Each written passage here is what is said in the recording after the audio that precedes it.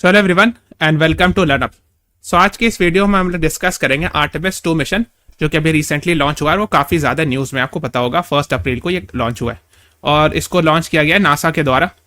और हम लोग इस क्लास में डिस्कस करेंगे कि क्यों ये इतना ज़्यादा इंपॉर्टेंट मिशन है। Okay, so let us begin. तो सबसे पहले हम लोग आर्टेमिस 2 के बारे में जानते हैं। It is a 10-day lunar fly by mission. Lunar मतलब मून, फ्लाई बाई मतलब ये मून के सरफेस पर लैंड नहीं करेगा बल्कि मून के पास से गुजर के चला जाएगा, उसको कहते हैं फ्लाई बाई मिशन। और ये लॉन्च किया गया 1 अप्रैल 2026 को और इसमें 4 क्रू हैं, यानी एक क्रूड मिशन है। इससे पहले एक आर्टेमिस 1 भी भेजा गया था लेकिन वो अनक्रूड मिशन था, यानी उसमें आदमी नहीं गए थे, इंसान उसमें नहीं थे।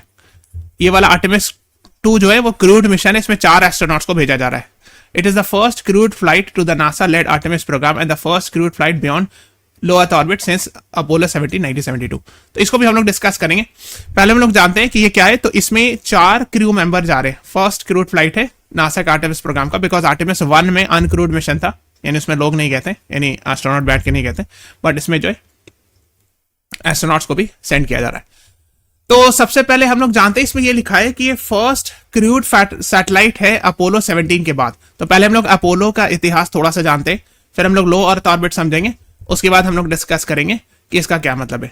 तो आपको पता होगा कि 1961 से 1972 तक, 1961 से 1972 तक अपोलो प्रोग्राम चला था अमेरिका का, जिसमें अमेरिका का अटेम्प्ट था कि वो मून पर ह्यूमंस को सेंड करे। ठीक है, तो अगर आपने देखा होगा अपोलो 1 1967 में भेजा गया, ये क्रूड मिशन था।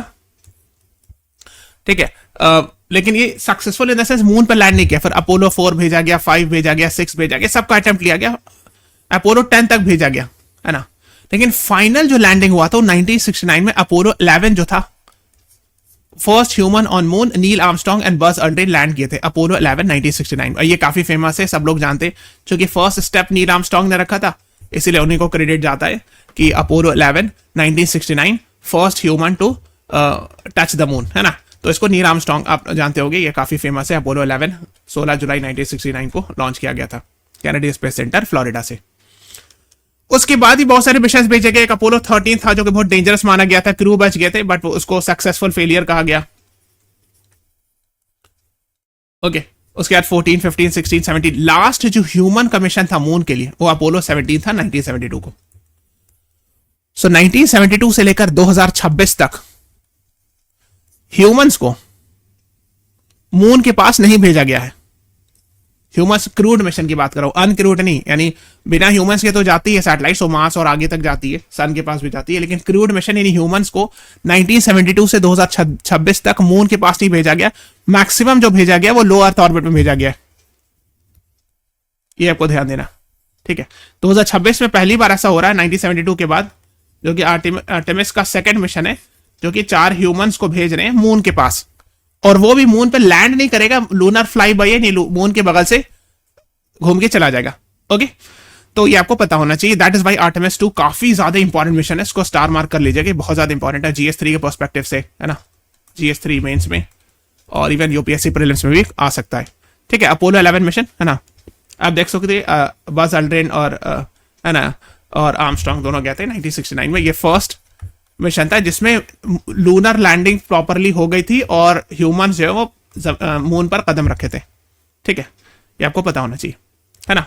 28 जुलाई 1969 जॉन एफ कैनेडी उस टाइम पे प्रेसिडेंट थे, है ना। ओके, नेक्स्ट है और आगे जानते हैं आर्टेमिस 2 मिशन के बारे में। तो हमने जैसा आपको बताया कि वो जो जाएंगे 4 लोग को जाएंगे लेके, तो ये मून से ऐसे देखो होता क्या है। सबसे पहले आपको ये बताओ, जो हम अभी आपको बता रहे थे कि जो अर्थ है ना, अर्थ के पास में यहां तक ऑलमोस्ट ये लो अर्थ ऑर्बिट जो होता है 160 मतलब 2000 किलोमीटर के अंदर का होता है। ठीक है, तो ये मैं बता रहा हूं 1972 से लेकर 1972 से 2026 तक ह्यूमन जो है ना सिर्फ इन लो अर्थ ऑर्बिट के अंदर, ये लो अर्थ ऑर्बिट है जो कि मैक्सिमम 2000 किलोमीटर के अंदर के रेंज का होता है, उसी के अंदर ट्रैवल कर रहा था लो अर्थ ऑर्बिट। और आपको पता होगा इंटरनेशनल स्पेस स्टेशन भी वही है, 400 किलोमीटर के डिस्टेंस पर है, तो वो भी लो अर्थ ऑर्बिट के अंदर में आता है। तो ह्यूमंस जो 1972 से लेकर 2026 तक इसी मैक्सिमम यहां तक जा रहे थे, यानी लो अर्थ ऑर्बिट तक ही जा रहे थे 2000 किलोमीटर के अंदर रेंज में। लेकिन 1972 जो लास्ट मिशन था अपोलो 17, है ना, उसके बाद पहली बार जो है 2026 में आर्टेमिस 2, जिसमें ह्यूमंस जो है वो यहां से निकल करके मून की तरफ जाएंगे और फ्लाई बाई करके वापस आ जाएंगे। ओके, इसी को क्या जा रहा है, लूनर फ्लाई बाई मिशन, इसलिए बहुत ज्यादा इंपॉर्टेंट है। एक चीज और पता होना चाहिए कि इसका रूट इस तरह होगा, ऐसे डायरेक्ट नहीं चला जाएगा, ये ऐसे टेक करेंगे, ऐसे घूमेंगे, फिर ऐसे जाएंगे और फिर ऐसे घूम के फिर ऐसे वापस आएंगे। Okay, that is what you should be knowing about. तो एक बार ऐसे चक्कर लगा के और ऐसे घूम के आएंगे, तो इसीलिए इसको कहा जा रहा है लूनर फ्लाई बाय मिशन। ठीक है, ये आपको पता होना चाहिए। ओके, नाउ तो ये हो गया है ना, it is a 10 day lunar fly bye mission. तो 1 अप्रैल को जाएगा, मोस्ट लाइकली 11 अप्रैल तक, 10th या 11 अप्रैल तक ये लोग वापस आ जाएंगे। It is the first crewed flight of the NASA led Artemis programme. ठीक है, और ये मैंने बता दिया, आपको ये समझ में आ गया हो कि 1972 के बाद पहली बार है जो लो अर्थ ऑर्बिट के बियॉन्ड ह्यूमंस जा रहे हैं। और इसमें जो रॉकेट है SLS यूज किया जा रहा है, स्पेस लॉन्च सिस्टम, जो कि थंबनेल नहीं बना होता है ना, तो ये लॉन्च व्हीकल, ये रॉकेट जिसको कहते हैं, यूज किया जा रहा है। और इसमें जो लॉन्च व्हीकल के टॉप में लगा होता है, इसको कहते हैं, है ना, क्रू, है ना, क्रू के जो ओरियन स्पेसक्राफ्ट इसको कहा जा रहा है, जिसके अंदर क्रू बैठेंगे, और उसका नाम दिया गया इंटीग्रिटी। ओरियन स्पेसक्राफ्ट जनरली नाम आता है, चूंकि वो उस पार्टिकुलर स्पेसक्राफ्ट को इंटीग्रिटी नाम दिया जा रहा है। ठीक है ना, तो ये है, इसको ओरायन कहते हैं। लेकिन जो आर्टेमिस 2 में जा रहा है उसको स्पेसिफिक नाम दे दिया गया कि ये ओरायन का नाम इंटीग्रिटी है।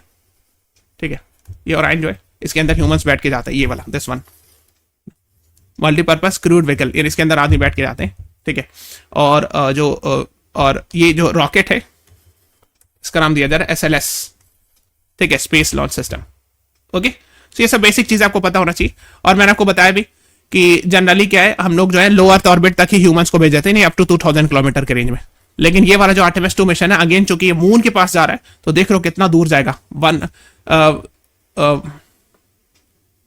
11,18,000 किलोमीटर के आसपास जाएगा, जो काफी ज्यादा डिस्टेंस है ना।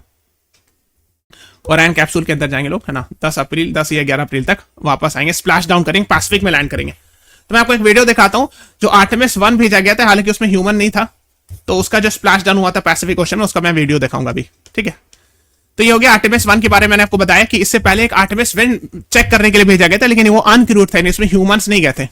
ठीक है, वो चेक करने के लिए भेजा गया था, और वो 16 नवंबर 2022 को लॉन्च किया गया था।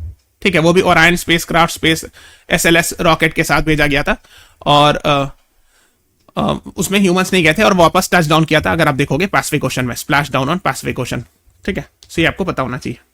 ओके, तो अगर आप देखोगे कहां से लॉन्च किया गया था, तो आर्टेमिस 1 आर्टेमिस 2 दोनों जो है यूएस के यहाँ पर ईस्ट कोस्ट में जॉन एफ कैनेडी सेंटर है, जो ये फ्लोरिडा प्रोविंस है यूएस की, वहां से लॉन्च करते हैं। अच्छा, आपको ये बताना है, फाइंड आउट कीजिएगा और कमेंट्स में लिखिएगा कि जनरली ईस्ट कोस्ट में, ईस्टर्न कोस्ट में ही क्यों generally I am saying satellite launch centre बनाया जाता है। जैसे आपने नाम सुना होगा, यहाँ पे फ्रेंच गुयाना है, यहाँ पे कहीं पे, है ना, कूरू फ्रेंच गुयाना, जहां से यूरोपियन स्पेस एजेंसी लॉन्च करती है। इंडिया का सतीश धवन स्पेस सेंटर है ना, वो भी ईस्टर्न साइड में, है ना, श्रीहरिकोटा आइलैंड में, आंध्र प्रदेश। तो ज्यादातर ईस्ट कोस्ट में ही बनाया जाता है। उसका एक साइंटिफिक रीजन है, जो कि आपको कमेंट सेक्शन में बताना है। ठीक है, ओके, अब हम लोग देखेंगे, जो हमने आपको बताया कि आर्टेमिस 1 जो लॉन्च हुआ था, क्योंकि अब तो वापस भी आ गया और उसको लैंड कराया गया पैसिफिक ओशन में, और सिमिलरली इसी तरह आर्टेमिस 2 को भी लैंड कराया जाएगा। तो आर्टेमिस 1 में तो ह्यूमंस नहीं थे, लेकिन आप देख सकते हो उसका कि किस तरह लैंड कराया गया। इस तरह से पैराशूट के थ्रू पैसिफिक ओशन में स्प्लैश डाउन किया जाता है, फिर नेवी आती है और उनको सेफली बचा के ले जाती है। तो ये तो आर्टेमिस 1 था, इसमें ह्यूमंस नहीं थे, लेकिन उसको टेस्ट इसी तरह किया जाता है। ठीक है, ये आपको पता होना चाहिए। ओके, तो this is the safest way of landing. Further about Artemis 2 तो हम लोगों ने डिस्कस कर लिया कि इसमें 4 एस्ट्रोनॉट्स जा रहे हैं। फर्स्ट है ना विक्टर ग्लोवर, अफ्रीकन अमेरिकन है ना, फर्स्ट पर्सन ऑफ कलर यानी फर्स्ट नॉन वाइट, है ना, क्रिश्चियन कोच, फर्स्ट वुमेन, है ना, कनाडियन स्पेस एजेंसी से, Jeremy Hansen, first non US citizen, and commander Reid Wiseman. ये 4 लोग जा रहे हैं, 1 2 3 4। ठीक है, these 4 people are actually going.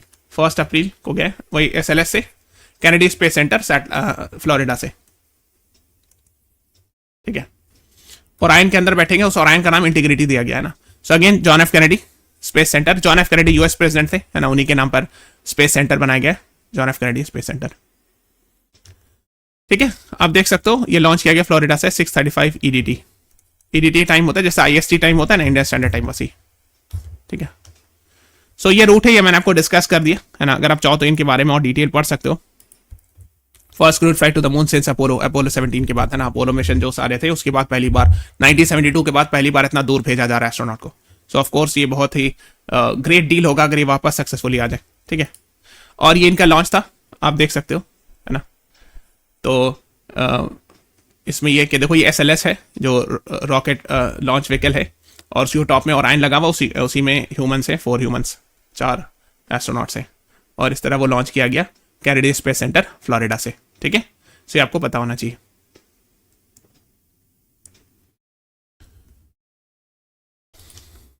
तो this is all about today's class. अच्छा, आप एक रिक्वेस्ट है, आप चैनल को प्लीज सब्सक्राइब कर दीजिएगा, बिकॉज हम लोग इस तरह के कंटेंट लाते रहेंगे जो आपको बहुत ज़्यादा हेल्पफुल होगा है ना। बहुत सारे इंपॉर्टेंट कंटेंट्स फ्री में आपको प्रोवाइड करते रहेंगे, that would be very very beneficial.